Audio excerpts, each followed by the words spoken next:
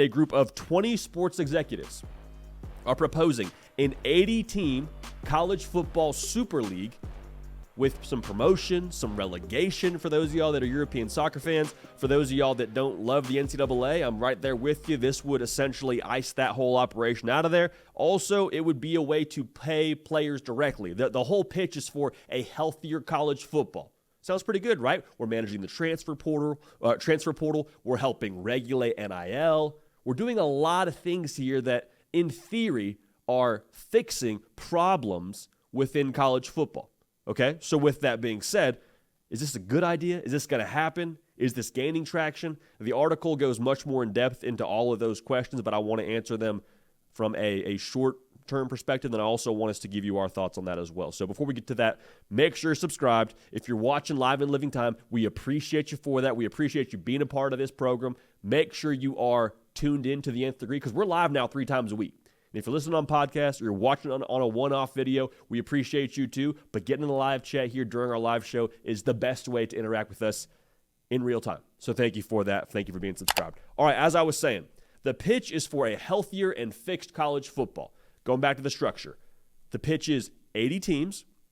70 of those teams, though, are perpetually a part of that league. Okay, so there's no promotion and relegation for 70 teams.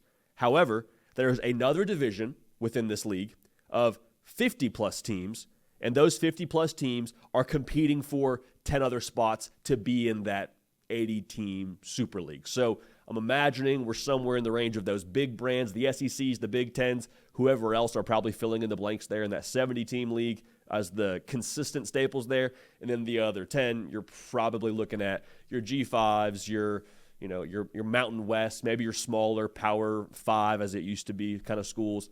That's the pitch right now. Again, the pitch is for healthier college football. We're managing transfer portal and NIL. We're paying players directly.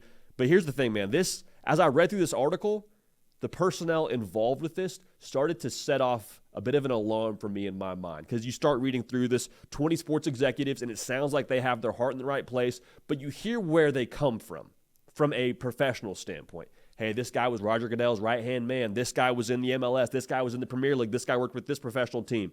And I appreciate the fact that they are, goats at their craft, I'm sure, for them to be able to put something like this together. I'm sure they obviously have some credentials to make a proposal like this. But it continued to set off that alarm of like, hey, we got a lot of people involved with other pro sports leagues that are trying to professionalize college football. Now you're saying, JD, college football is already professional, isn't it? I mean, we got guys being paid. We got the tectonic plates shifting because of TV money within the conferences. Like, it's already sort of professional, isn't it? Yes, but at the same time, college football, from where I'm sitting, is still very much so the college football that we've come to know and love. Like, fall Saturdays are still collegiate.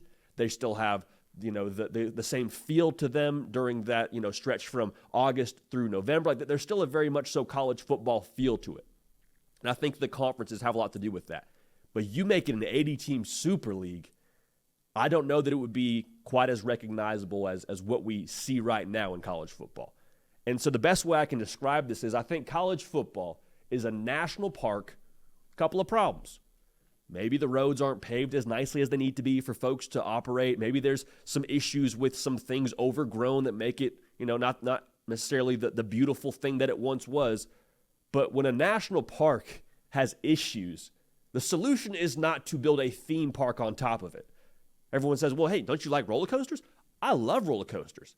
I love the NFL. I'll watch the NBA during the playoffs. I think those are great things.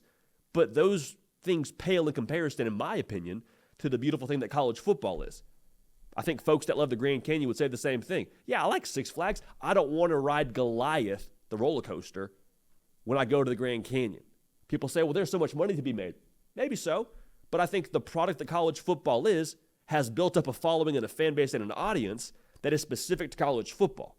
Okay, like people that go to the Grand Canyon go there because they love the Grand Canyon. People that watch college football and go to those games do so because they've loved and enjoyed the sport for the entirety of their existence. So you don't put a roller coaster there and expect to have the same audience for what the Grand Canyon has come to be. So when I look at this thing long term, that to me sets off the alarms. We got a lot of folks that are involved in the professional sports world trying to get something together with college football. Again, I think the heart's in the right place. I think they're trying to do a good thing. But to me, this feels a little bit fishy. Not a big fan of the way this whole thing would trend. And I think it would, again, become more and more of a thing where college football becomes less and less recognizable. Now, this is going to happen soon. The Athletic breaks it down in a lot more depth. But to put it briefly, not a whole lot of traction right now. It's a possibility. But the big roadblock here is the TV deals that are in place. A lot of those go through 2030. We're into the 2030s. And so with that being said, you would have to buy out those TV contracts if you're these 20 sports executives and everyone involved with this to be able to make it a reality. So at the end of the day, Super Conference era, is it coming? There's some rumblings about it. There's some real plans in place to try and make a run at it. But for me, let's keep our national parks our national parks. Let's keep our theme parks our theme parks. And let's not try and put a roller coaster in Yosemite. We love Yosemite because it's Yosemite, not because it has roller coasters there. Yes, there may be some money to be made there. But at the same time, people love Yosemite because it's Yosemite. People love college football because it's college football and not the NFL, the NBA, or anything like that. So let me know your thoughts on that. I think it's an interesting idea. I appreciate the desire to adapt and to be mobile, nimble. But overall, let's keep college football college football. Hey, y'all, thanks so much for watching. Subscribe to the channel here to make sure you don't miss an episode of The Hard Count. Also, be sure to check out other videos on the On3 YouTube channel.